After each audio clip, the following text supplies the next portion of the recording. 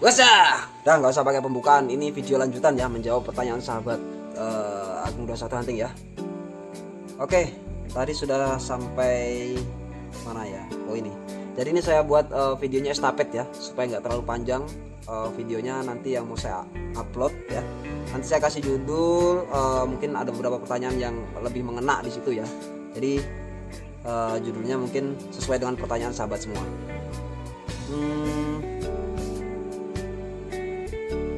Kita lanjutkan apa ya, tips menentukan pervalep dan perhammer gejluk dong om. Kalau pervalep gejluk saya kurang memahami ya, karena tingkat kekerasannya itu apa ya kodenya ya. Mungkin sahabat-sahabat semua yang pecinta gejluk lebih memahami, bisa bantu pertanyaan sahabat kita Andri Kahar ya, di konten cara menentukan pervalep dan perhammer Misumi ya. Karena di sini keterangan judul video saya memang menentukan perhammer Misumi ya, tapi untuk gejluk saya masih kurang paham. Saya memang kurang paham untuk gejluk. Heri Sukmana, mantap mas, mohon bimbingan saya pemula dengan apa? Siap om. Nah ini masih ada juga pertanyaan sniper abal-abal, cara memaksimalkan per Misumi hammer dan valep untuk PCD.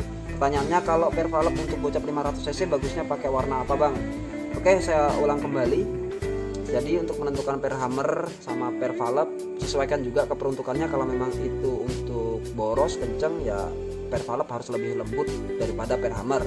Bisa per lembut irit, tapi harus disetel juga dari langkah hammer, berat hammer, dan konstruksinya ya.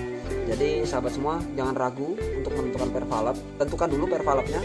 Kalau mau lebih mudah, saya masih tetap cinta dengan per valep lembut ya. Jadi kita untuk merubah itu menjadi apa, boros kencang, atau mau dibuat irit tapi powernya slow, itu lebih mudah menggunakan per valep lembut ya. Jadi kita mengatur per hammernya itu, mengajusternya itu lebih banyak varian pilihan itu ya.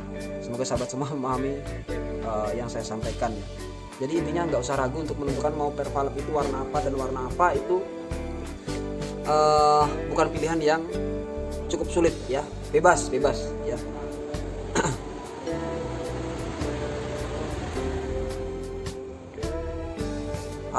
Ada juga yang bertanya pada konten menentukan per valep dan per hammer Misumi. Ini pertanyaannya adalah lubang transfer laras 3 mili, selang transfer 6 mili, lubang transfer chamber 4 mili, per hammer putar kencang berapa fps maksimal yang bisa dicapai. Jadi tidak bisa ya saya menentukan ini, karena berbeda konstruksi juga berbeda ya. Walaupun itu chamber yang sama, semuanya sama, ketika di krono juga tidak sama ya, tidak detail sama, mungkin mirip tapi tidak detail sama ya.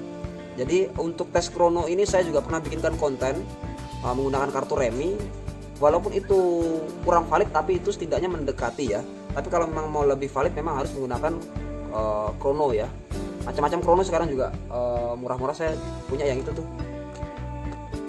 kelihatan ya, Pro Krono.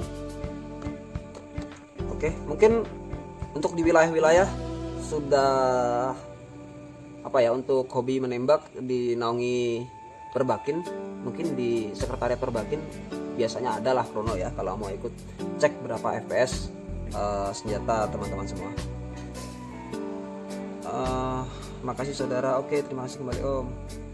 Boleh minta nomor WA nya mas, 0813 5021 4635 ya, WhatsApp, telepon. Kalau Facebook kebetulan kayaknya penuh pertemanan, nama Facebook saya Agung Adi Rahman. Mantap, saling berbagi. Terima kasih om. Buat Moser OD 28 pakai yang OD berapakah bos untuk per hammernya? Moser, oke. Moser rata-rata menggunakan per hammer OD 12 ya, diameter 12, panjang variatif dari panjang 5 cm sampai 8 cm. Tergantung konstruksi juga, mungkin ada yang bisa lebih panjang kalau memang lubang hammernya dalam. Itu tadi pertanyaan untuk dari Om Alhe Hunter 85 4 bulan yang lalu. Ini masih di 4 bulan yang lalu ya, saya estafet menjawab pertanyaan sahabat semua. Semoga masih ada yang menonton, masih ada yang berkenan menyaksikan konten-konten saya, dan semoga masih selalu bermanfaat untuk sahabat semua. Salam Tapin juga. Oh cap, bagus sniper, siap. Terima kasih kembali Paman Aup. Nah, ini pertanyaan menarik ya. Ini pertanyaan menarik dari Om Erman Syafriyadi. Pertanyaannya adalah, mau nanya Mas, saya punya PCP, kalau angin diisi full 2400, kenapa angin keluar sedikit dan peluru nyangkut di ujung laras? Karena tidak mampu mendorong emis keluar, tapi kalau angin di bawah 2000 baru senapan dapat bekerja normal. Gimana solusinya Mas? Makasih sebelumnya. Oke, ini sebenarnya sudah ada jawaban, tapi saya masih belum clear ya untuk menjelaskan ini ya. Jadi itu pengaruhnya banyak sekali. Pertama, ukuran diameter teflon valve terlalu besar bisa juga, atau per valve terlalu keras juga bisa, langkah hammer terlalu pendek itu juga masuk akal, atau per hammer terlalu lembut itu masuk akal. Jadi sahabat semua bisa dari masalah-masalah yang saya sebutkan tadi bisa dirubah satu persatu, dicek yang mana yang lebih dominan mempengaruhi kejadian tersebut. Jadi ini sebenarnya kalau per valve per hammernya diperkeras, ada kemungkinan ini di 2400 pun bisa kencang ya. Tapi nanti efeknya kalau per hammer terlalu keras adalah kalau itu menggunakan seat levernya cepat oblak. Itu salah satunya. Oke, terima kasih Mas Erman Syafriyadi sudah komentar ya. Semoga sehat selalu dan terselesaikan masalah pada unitnya. 4 bulan yang lalu, sorry Mas, hunting dong Mas. Pernah saya bikin konten hunting tapi kayaknya kurang sukses, karena saya kalau hunting disertai bikin konten itu kayak kurang dapet feelnya gitu ya. Makasih kawan, tip hemat budget, cara merubah regulator paintball menjadi adaptor. Nah, ini sebenarnya masih perlu saya revisi ya. Ini untuk ring atau pengganjal di depan piston itu usahakan menggunakan benda keras menyerupai ring ya, baik itu dari kuningan ataupun bahan keras lainnya. Masih tetap bagus menggunakan itu ya. Saya masih sering menggunakan itu. Moser 32 supaya bisa main di 900 fps dan tetap stabil juga irit, itu mesti digimanain Bang? Nah, ini perlu riset Mas. Dekcos Hunter ya, 4 bulan yang lalu juga. Jadi itu yang jelas perlu ada indikator atau alat ukur ya, alat ukur berupa krono. Nah, nanti harus disetting dari valve, per valve, hammer, berat hammer, per hammer, langkah hammer, terus laras, transfer berapa angin yang harus digunakan, lalu stabilnya di angin berapa sampai berapa itu diperlukan. Bang Edin Channel, wah ini punya YouTube juga, nanti saya mampir insyaallah. Sudah saya jawab juga sih Mas, buat motor itu biar nggak terlalu boros. Per standar udah di setel paling lembek masih boros juga, mohon solusinya. Ini insya Allah positif langkah hammer. Untuk membuat langkah hammer menjadi pendek itu ada di channel saya sebelumnya ya, Bang Edin.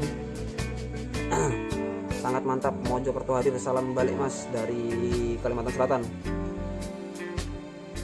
Mau tanya Mas, kalau membongkar hammer di Marauder perlu mengosongkan angin dari tabung nggak? Nggak perlu Om, karena disitu tidak ada hubungannya dengan ruang tampung udara. Tahan berapa lama Gan untuk senter C8? Oh ini full di depan, betul saya pakai senter itu juga. Saya sering gunakan ini senter C8, tapi saya ganti pakai baterai senter Doni ya. Jadi tahan, insya Allah 10 jam tahan. Saya sering gunakan untuk blor. Bang, kalau per hammer kita keras tapi unit pakai regul, apa power tambah atau nggak ngaruh? Tunggu jawabannya. Oke, makasih. Jadi jawabannya kalau harus pakai krono, harus kita coba pakai krono. Ada beberapa memang yang ketika kita pasang regul lalu kita gunakan per hammernya tidak berpengaruh. Kalau dikencangin dia akan tetap speed maksimal yang dicapai itu ada ya. Jadi nggak mesti, walaupun unit tanpa regulator pun seperti itu. Jadi semakin kita kencangi tidak menutup kemungkinan itu justru hanya akan memperboros angin tapi tidak menambah speed pada unit tersebut. Oke, saya lihat timer sudah 11 menit. Kita sambung di konten selanjutnya. WhatsApp.